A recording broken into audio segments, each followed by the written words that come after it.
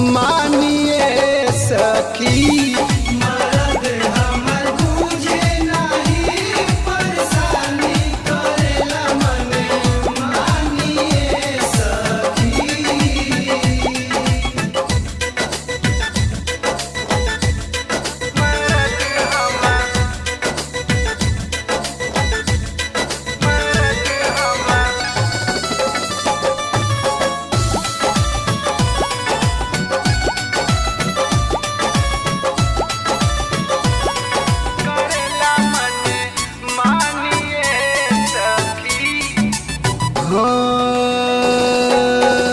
रात भर से जिया पे करे मोहे तंग हो,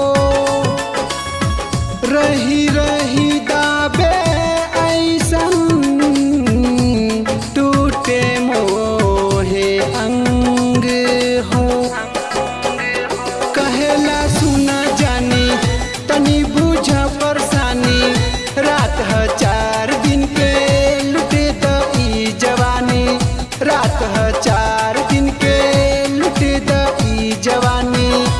सखी से जिया पे करे खूब हाला, नाही केहू से तनिको लजाला।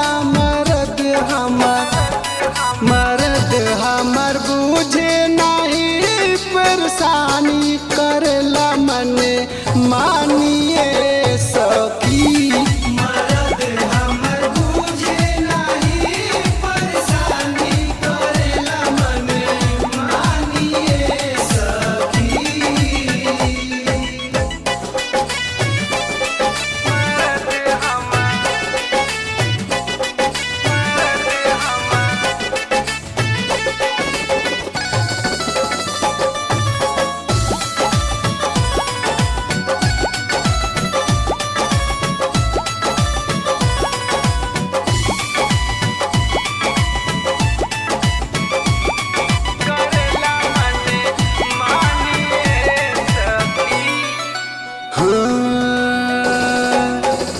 दिनवा में बार बार गलिया के छुएला,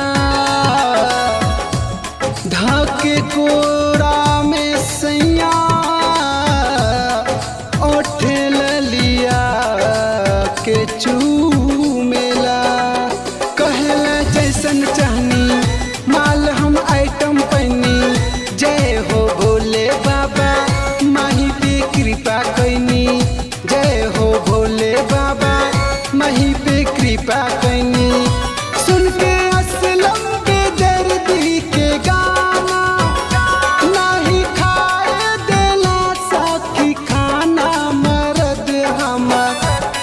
मरद हमर बुझे नाही परेशानी करला मन मानी।